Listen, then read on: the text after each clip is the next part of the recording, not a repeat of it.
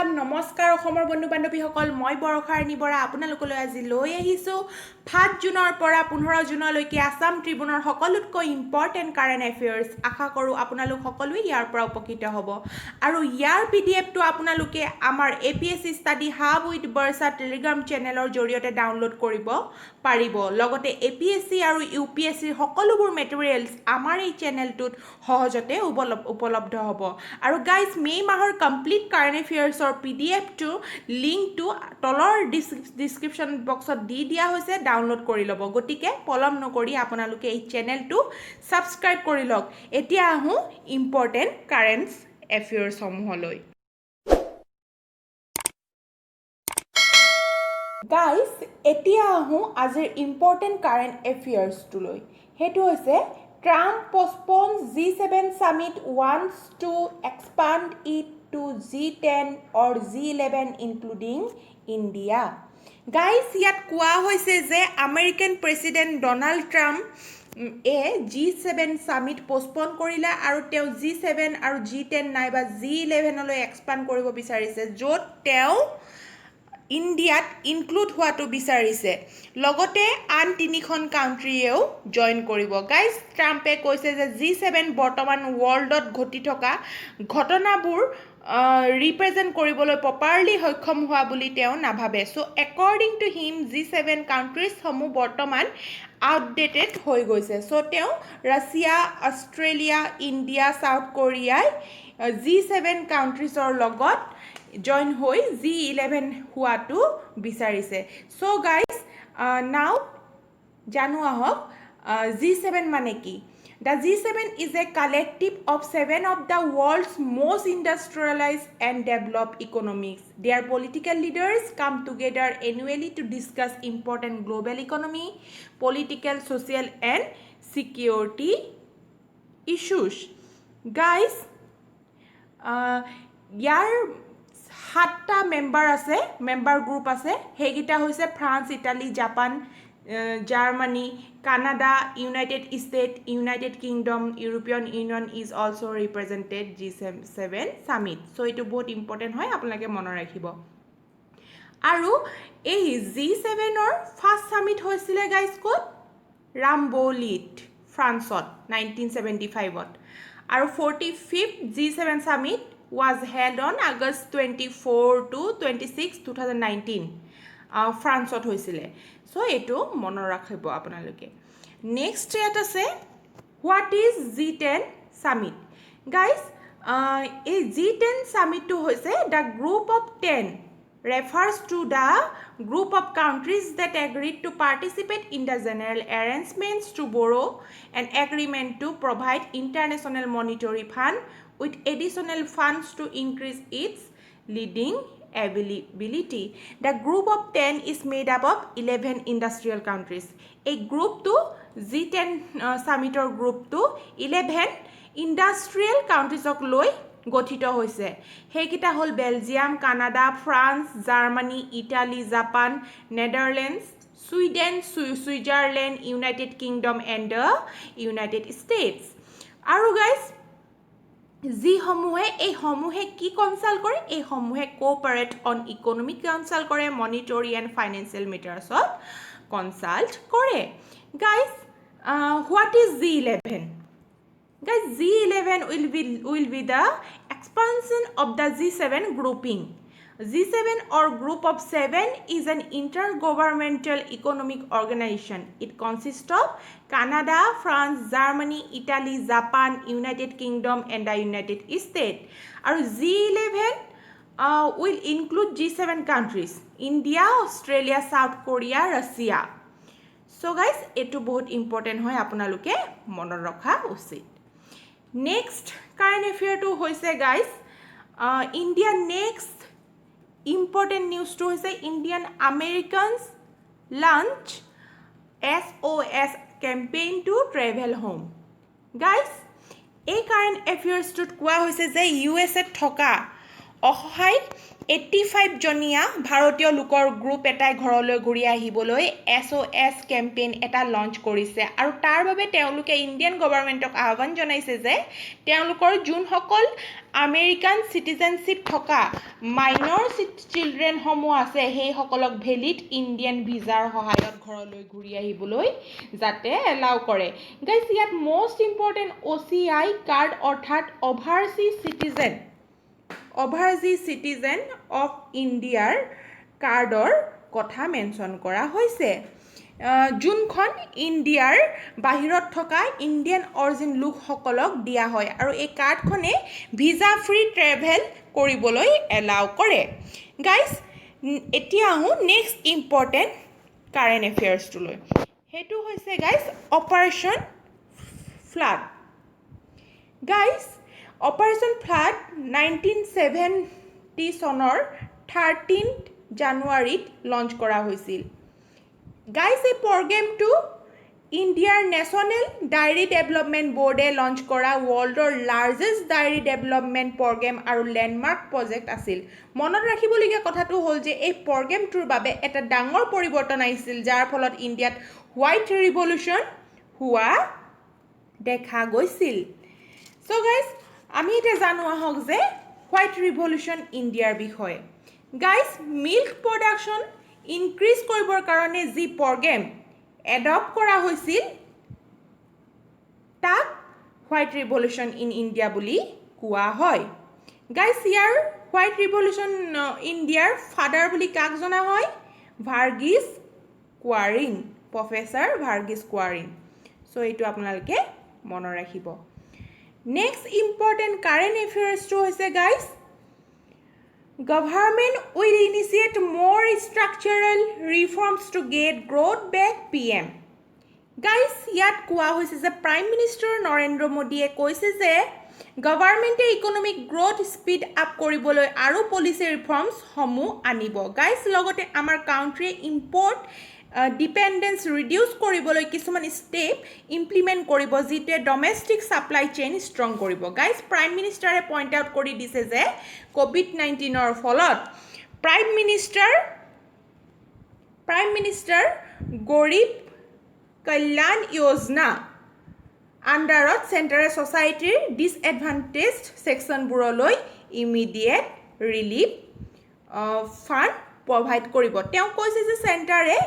53,000 rupees financial assistance provide কৰিব আৰু লগতে দুখীয়াসকলৰ বাবে 8 crore cooking gas cylinder provide কৰিব গাইস 50 লাখ বেনিফিচিয়াৰিজ একাউণ্টছ তত গভৰ্ণমেণ্টে 24% EPF কন্ট্ৰিবিউট কৰিছে বুলি PM মোদীয়ে কৈছে The Prime Minister said the concept of an Atmanirbhar Bharat rested on 5 E's of intent, inclusion, investment, infrastructure and innovation. Guys, ইয়াৰ উপৰিও তেওঁ কৈছে যে কনসেপ্টটো 5টা আই লৈ ভাগ কৰা হৈছে means 5টা ভাগত ভগোৱা হৈছে সেইকেইটা হ'ল intent, inclusion, investment, infrastructure আৰু innovation. Guys, PM এ কৈছে যে announce কৰা reforms সমূহ systematic, planned, integrated, interconnected and futuristic হয় আৰু লগতে এই ৰিফৰ্মছ সমূহে ষ্ট্ৰং এন্টাৰপ্ৰাইজেছ ক্ৰিয়েট কৰিব যোনে এমপ্লয়মেন্ট জেনাৰেট কৰিব আৰু ৰবাষ্ট সাপ্লাই চেইন জেনাৰেট কৰিব গাইস এগ্ৰিকালচাৰেল ৰিফৰ্মছৰ ক্ষেত্ৰত তেওঁ কৈছে যে চেণ্টাৰে এগ্ৰিকালচাৰেল প্ৰডিউস মাৰ্কেট কমিটি এখন এমেন্ড কৰিছে যি ফাৰ্মাৰ্ছ সকলক তেওঁলোকৰ প্ৰডাক্টছ সমূহ মাৰ্কেটত সেল কৰিবলৈ গ্ৰেটাৰ ফ্ৰীডম দিছে তেওঁ কৈছে যে এমপ্লয়মেন্ট বুষ্ট কৰিবলৈ লেবাৰ ৰিফৰ্মছ সমূহ অনা হৈছে আৰু private sector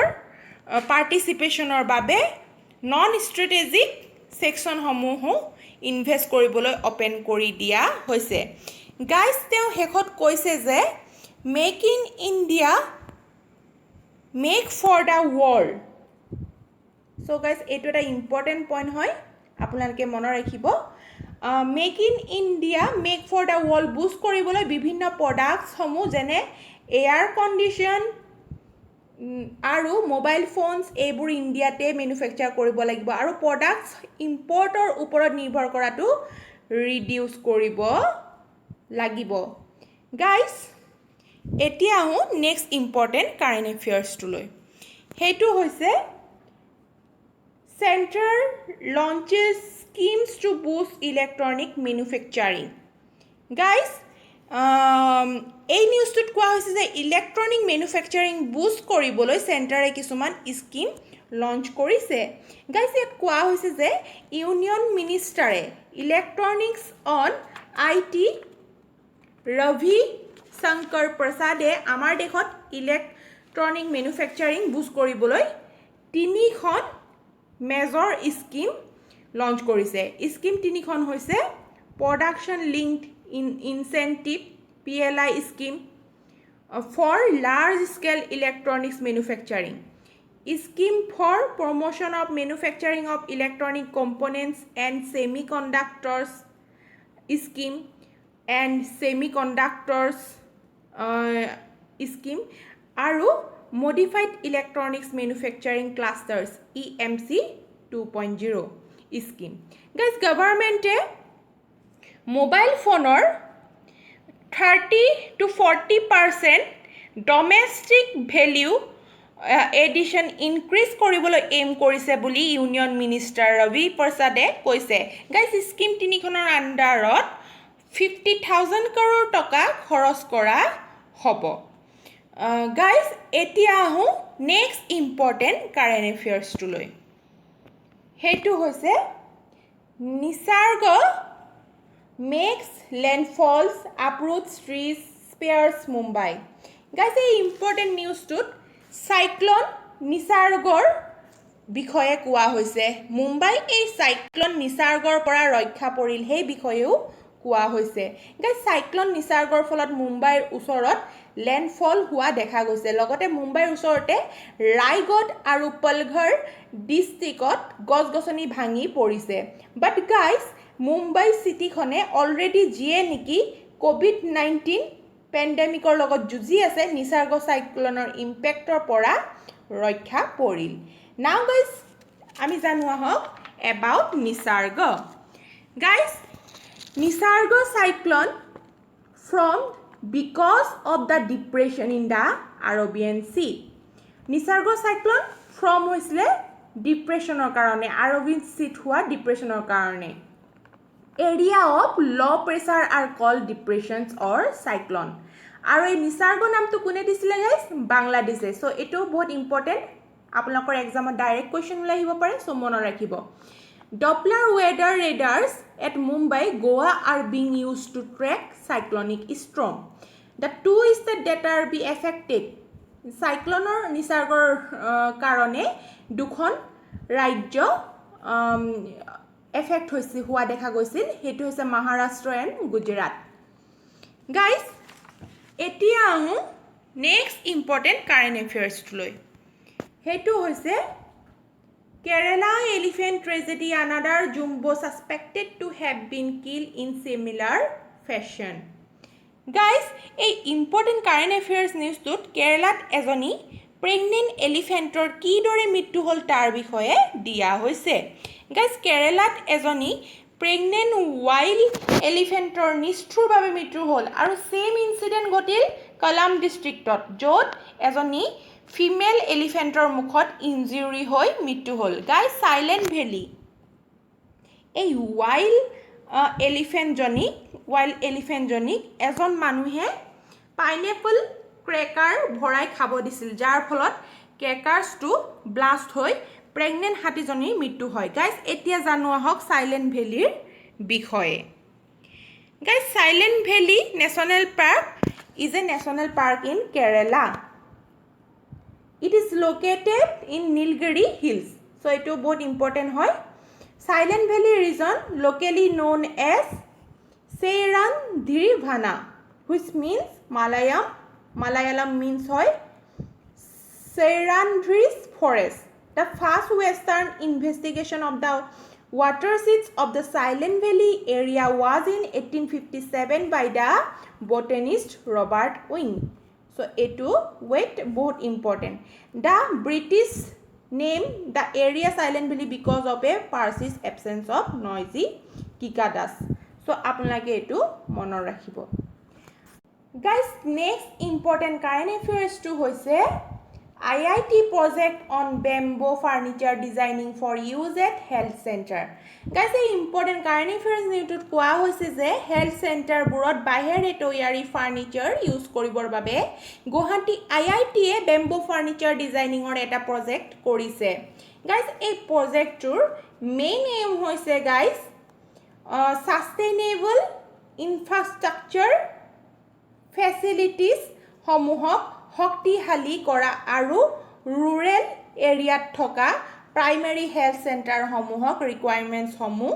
dia. So guys, design team already local entrepreneurs homuhor logot touchot ase aru teoloke bahere hospitalor bed homu bonaboloi haju hoise বুলি এই নিউজটোত কোৱা হৈছে. Guys, 200 beds per day বনাব পৰা যাব এই প্ৰজেক্টৰ মতে. Guys, এতিয়া আহো নেক্সট ইম্পৰ্টেণ্ট কাৰেণ্ট এফেয়াৰ্ছটো লৈ. সেইটো হৈছে high court takes up suo motu case against coal mining in Dihing Patkai. Guys, এইটো এটা খুব দুখজনক এটা নিউজ হয়, বহুত দুখ লগা নিউজ. গাইজ, এই ইম্পৰ্টেণ্ট কাৰেণ্ট এফেয়াৰ্ছ নিউজটোত কোৱা হৈছে যে গুৱাহাটী হাইকোৰ্টে দিহিং পাটকাইৰ ইলিগেল কল মাইনিঙৰ এগেইনষ্টত কেছ কৰিছে. চ' এইটো বহুত ভাল পদক্ষেপ লৈছে হাইকোৰ্টে. গাইজ, গুৱাহাটী হাইকোৰ্টে দিহিং পাটকাইৰ ইলিগেল কল মাইনিঙৰ এগেইনষ্টত PIL পোৱাৰ পিছত state government Coal India Limited আৰু বেলেগ 14টা ৰেছপণ্ডেণ্টছক নটিচ দিছে. গাইজ, পেটিশ্যনখন হাইলাইট কৰি দিয়া হৈছে যে Dihing Patkai rich biological diversity area হয় আৰু ইয়াক ৰেইন ফৰেষ্ট বুলিও কোৱা হয়. গাইজ, লগতে দিহিং পাটকাই বহুতো ৰেয়াৰ এণ্ড এণ্ডেঞ্জাৰ্ড স্পেচিছ আছে বুলি ইয়াত কোৱা হৈছে. শিডিউল 1 এণ্ড 2 এনিমেলছসমূহ like elephant, hoolock, gibbon, leopard, besides state bird, white winged wood duck, butterflies and orchid পোৱা যায়. Guys, the Northeastern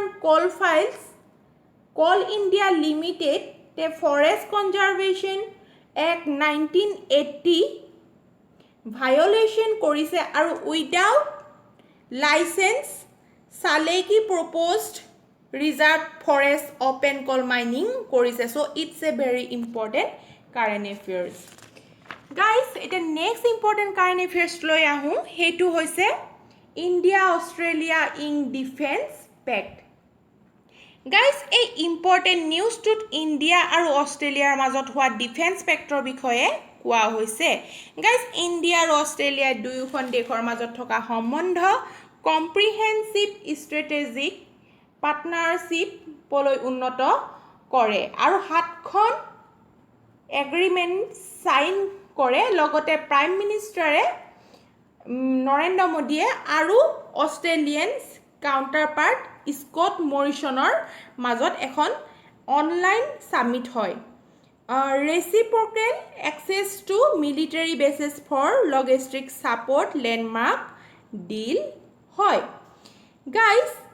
India Australia দুয়োটা ছাইডত এই 2+2 dialogue featuring their foreign and defence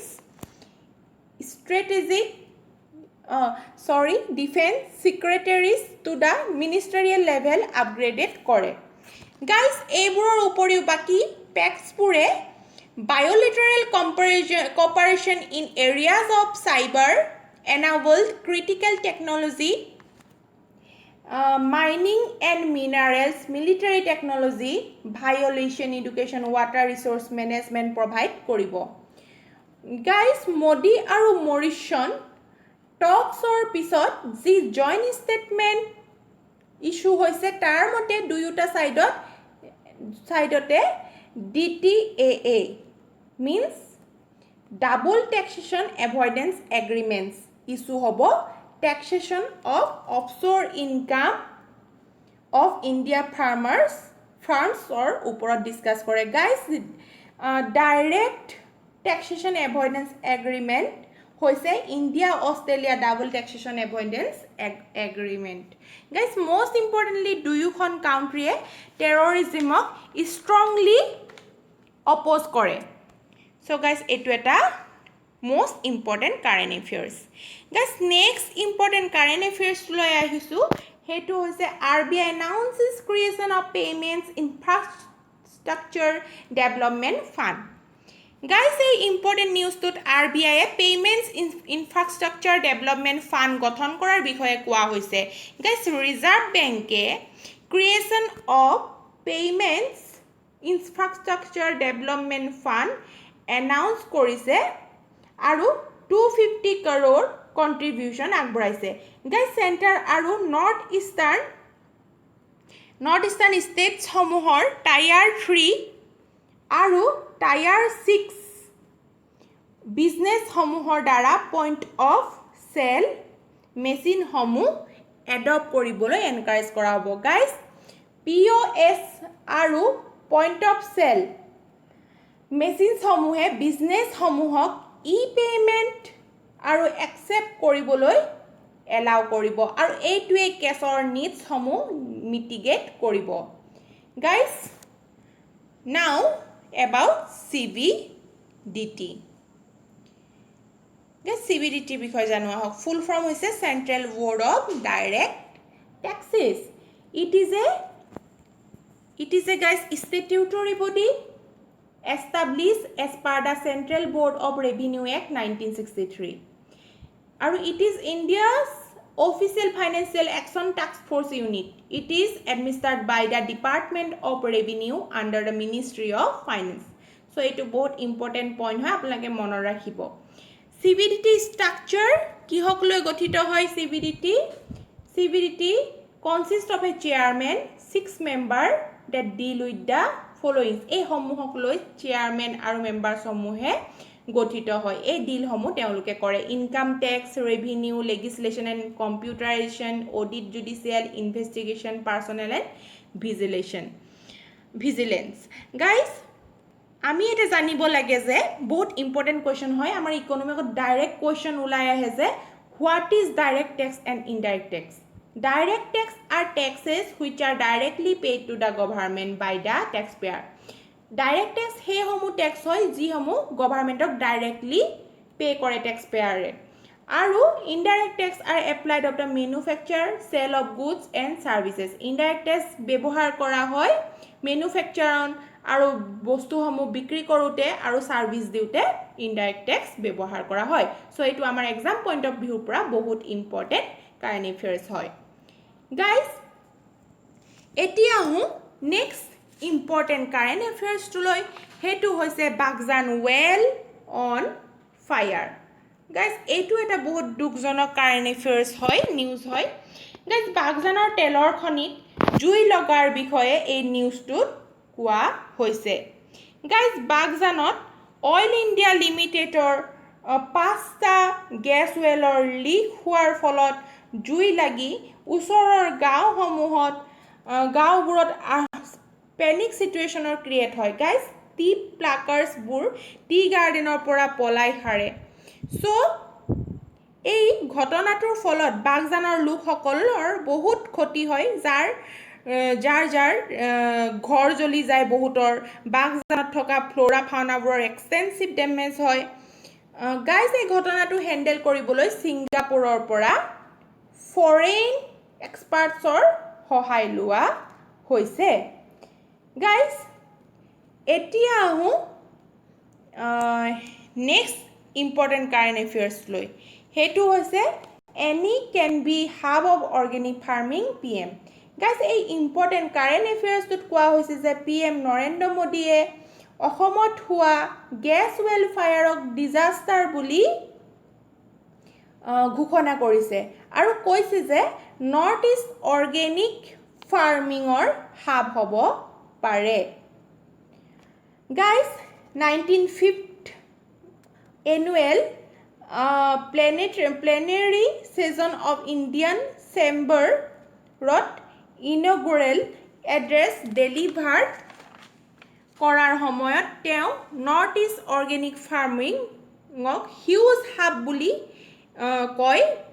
আৰু লগতে এই অৰ্গেনিক ফাৰ্মিঙক গ্লোবেল মাৰ্কেট ডমিনেট কৰিব পাৰিব বুলি মত প্ৰকাশ কৰে গাইজ এতিয়া আহোঁ নেক্সট ইম্পৰ্টেণ্ট কাৰেণ্ট এফেয়াৰ্ছ লৈ সেইটো হৈছে Dibru Saikhowa suffered grave damage in Baghjan blaze বহুত এইটো গাইজ বহুত দুখ লগা ঘটনা হয় যিটো ঘটিছে গাইজ এইটো নিউজত কোৱা হৈছে যে বাগজানত বেয়াকৈ হোৱা অগ্নিকাণ্ডৰ ফলত ডিব্ৰু-চৈখোৱাত গভীৰ ক্ষতি সাধন হোৱা দেখা গৈছে গাইজ বাগজানত তেলৰ খনিত লগা এই জুইৰ ফলত এতিয়াও ডিব্ৰু-চৈখোৱা নেশ্যনেল পাৰ্ক আৰু মাগৰি মাতাপং বিলত এতিয়াও যি ক্ষতি হৈয়ে আছে তাৰ বাবে এনভাইৰনমেণ্টেলসকলে চিন্তিত হোৱা দেখা গৈছে কিয়নো ৱেটলেণ্ডখনে অলৰেডি গ্ৰেভ ডেমেজ ছাফাৰ্ড কৰিছে আৰু এই ডেমেজ ৰিকভাৰ কৰিবলৈ বহুত বছৰ লাগি যাব বুলিও তেওঁলোকে চিন্তিত হৈছে গাইজ লোকেল কনজাৰভেটিভনিষ্ট বিনন হাতীমুৰাই কয় যে অলৰেডি ৱেটলেণ্ডখন আৰু ইয়াৰ পেৰিফেৰেল এৰিয়া অইলি ছাবষ্টেন্সেছৰ দ্বাৰা কভাৰ হৈ গৈছে আৰু এই অইলি ছাবষ্টেন্সবোৰৰ ৰিমুভ নকৰাকৈ ডিব্ৰু-চৈখোৱা নেশ্যনেল পাৰ্ক আৰু মাগৰি মতাপিং বিলৰ জীৱ জন্তুবোৰক সুৰক্ষা প্ৰদান কৰিব লাগিব বুলি তেওঁ মত প্ৰকাশ কৰে চ' গাইজ এতিয়া আহোঁ about Dibru-Saikhowa national park guys Dibru-Saikhowa national park অসমত অৱস্থিত ডিব্ৰুগড় তিনিচুকীয়া ডিষ্ট্ৰিক্টত it designated biosphere reserve July 1997. It mainly consists of moisture mixed semi-evergreen forest, moist mixed deciduous forest, canvas and grassland. আৰু এই ফৰেষ্টখন ডিব্ৰু-চৈখোৱা যোনখন নেশ্যনেল পাৰ্ক কনচিষ্ট হয় semi evergreen forest deciduous littoral swamp forest patches of wet evergreen forest আৰু ইয়াত 36 মামেল species দেখা যায় 12 are listed in Schedule 1st of the Wildlife Protection Act 1972 guys ইয়াত এটা বহুত ইম্পৰ্টেণ্ট ৱৰ্ড ইউজ কৰা হৈছে হেতু হৈছে ইকো সেনসিটিভ জোন guys এই ইকো সেনসিটিভ জোন নো কি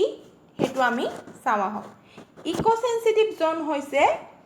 ecologically fragile areas are within 10 kilometers around protected areas national parks and wildlife sanctuary 20 kilometer distance of the park or protected area সমূহ আছে national park wildlife sanctuary তাক eco sensitive zone বুলি জনা যায় আৰু ইয়াক notify কৰিছিলে MOEFCC Government of India under Environmental Protection Act 1986 আৰু ইয়াৰ basic aim হৈছে guys is to regulate certain activities around national parks and wildlife sanctuaries so as to minimize the negative impact of such activities on the fragile ecosystem encompassing the protected areas guys etu bahut important current affairs hoy etia ho most important aru last current affairs to loi hetu hoise low cost smart spraying drone for agri sector develop guys এই নিউজটোত আমাৰ agriculture কেনেদৰে ড্ৰোনৰ ব্যৱহাৰ কৰি তাৰ বিষয়ে ব্যৱহাৰ কৰিব পাৰি তাৰ বিষয়ে ডিসকাস কৰা হৈছে গাইজ অসমৰ এটা 6 জনীয়া স্টাৰ্টআপ তাপে এটা লো কষ্ট অটোমেটেড ড্ৰোন ডেভেলপ কৰি উলিয়াইছে মিন্স তেওঁলোকে লো কষ্ট অটোমেটেড ড্ৰোন উলিয়াইছে য'ত আৰ্টিফিশিয়াল ইন্টেলিজেন্স আৰু তাৰ দ্বাৰা ফাৰ্টিলাইজাৰ্ছ আৰু পেষ্টিচাইডছসমূহ ছটিওৱা অৰ্থাৎ স্প্ৰে কৰা হ'ব। ই কম সময়ৰ লগতে কম খৰচত কাম কৰাত সহায় কৰিব। গাইজ, এই ড্ৰোনখনৰ দ্বাৰা আছাম এগ্ৰিকালচাৰ ইউনিভাৰ্চিটি কেম্পাছৰ সহায়ত প্ৰথমবাৰৰ বাবে বিশ্বনাথ চাৰিআলিত আলুৰ খেতি কৰা হ'ব। চ' এইটো বহুত ইম্পৰ্টেণ্ট কাৰেণ্ট এফেয়াৰ্ছ বুলি আমি ক'ব পাৰোঁ। চ' গাইজ, এয়াই আছিল আপোনালোকে জানিবলগীয়া মষ্ট ইম্পৰ্টেণ্ট আছাম ট্ৰিবিউনৰ কাৰেণ্ট এফেয়াৰ্ছ। যদি চাই ভাল পালে আপোনালোকে লাইক, কমেণ্ট, ছাবস্ক্ৰাইব কৰিবলৈ নাপাহৰিব আৰু লগতে কাষতে থকা বেল আইকনটো অন কৰি দিব। শেষত গাইজ, যিমান পাৰে এই ভিডিঅ'সমূহ আপোনালোকৰ মাজত শ্বেয়াৰ কৰি আগলৈ মোক এনেবোৰ ভিডিঅ' বনাই যাবলৈ উৎসাহিত কৰিব বুলি আশা থাকিল। ধন্যবাদ। জয় আই অসম।